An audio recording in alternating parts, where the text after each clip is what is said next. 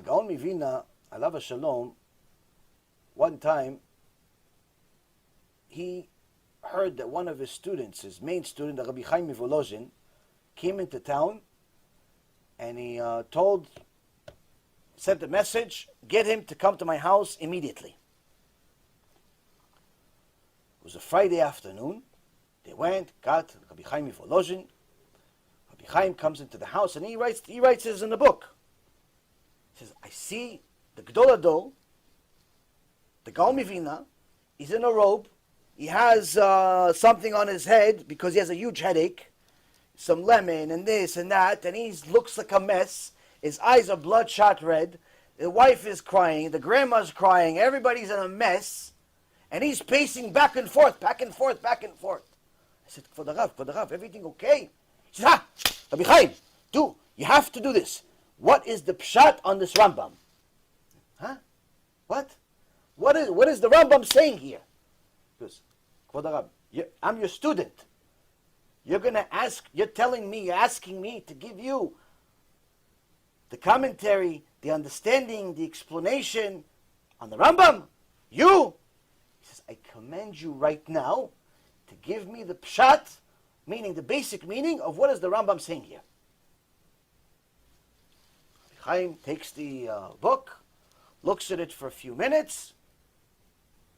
It says, this is the pshat. And he tells him what it says. At that moment, the Gaon Vilna sits down. He says to his wife, please, I need to eat. After everything settles down, he finds out from the wife, the Gaon Vilna has not slept for 3 days. 3 days, he's pacing back and forth in his house. No eating, no drinking, no sleeping, no nothing. Why? Because he's trying to get to the bottom of what is the Rambam saying here. Now, you may think the Gaon Vilna is eccentric, he's crazy, he's something, but that means we're crazy. Why?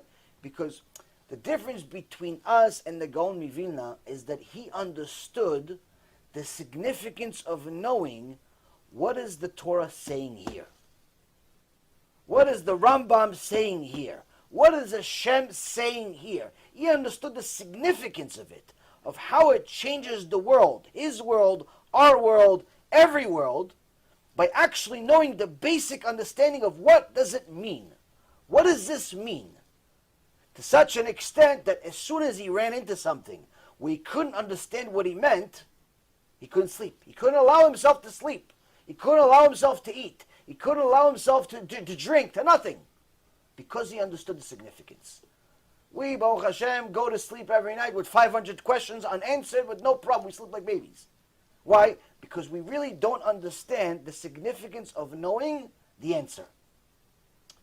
Now, why did the Gaon Vilna get to such a point? Because he dedicated his time throughout his entire life to such an extent that at the end of his days, when he was on his deathbed, his students testified to seeing him laughing and crying at the same time. He said, Kvod Rav, why are you laughing? Why are you crying? He says, I'm crying because I'm leaving a world where for $20, in those days money obviously, with $20 you can make a mitzvah every second called tzitzit. For $5 you can make a mitzvah and a kiddush Hashem every second as a woman by covering your hair with a mitpachat. Every second. It's kiddush Hashem, it's mitzvah deoraita. Every second you have it. For $5 you can make a mitzvah. For $10, $20 you can buy a tzitzit. I'm living a world where for every second I can make a mitzvah for nothing. Whereas once I go to this real world, the eternal world, even if I give them all the money in the world, I still can't make one mitzvah. I'm leaving such a world, such a wonderful place. That's why you're crying? He goes, well, no. I'm crying because not only am I leaving it, but I'm leaving it after doing calculations that in 83 years, there's a few moments I don't know what I did. Since I can make a mitzvah in every single second, I mean, and this mitzvah is so valuable in the next world. I want to make sure that I utilize every second.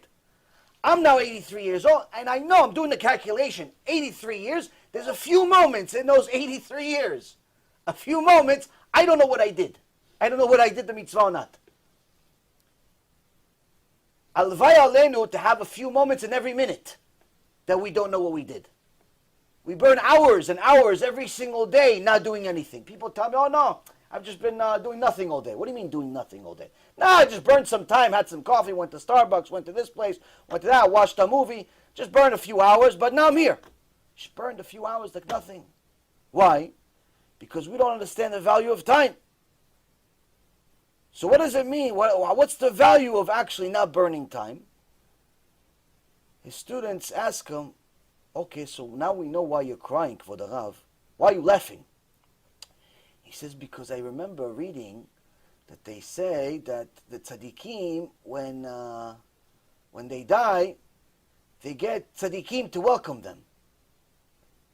And I never knew where I stood, but now I know. Why? I see my father and Yaakov Avinu right here, behind you. And my father is telling Yaakov Avinu, look what kind of son I'm bringing you. Look what kind of son I'm bringing you. That's a person that didn't waste any time. First reason is because he understood the value of knowing the truth, first and foremost. Second thing is, he understood that not necessarily everything in the Torah is going to be easy to understand. But you have to fight for it, because that's in essence the point, that's the purpose. He understood the value of chasing the pshat, chasing the truth, however long it took. And he never went to sleep, meaning he never just let it go. Like he had a big question and he just let it go. That's what we do a lot of times. A lot of times there's questions. I remember myself, when I was young, I had a lot of questions. I would ask one or two people the question, especially when it came to Judaism. And if nobody had the answer, or if the answer they gave me wasn't really good, I just let it go. It's like, oh, this, yes, no, maybe. I let it go and moved on. The reality is, Rabotai, that if you let things go, you're never going to get to a life without worry. And that's what a life with Bitachon is.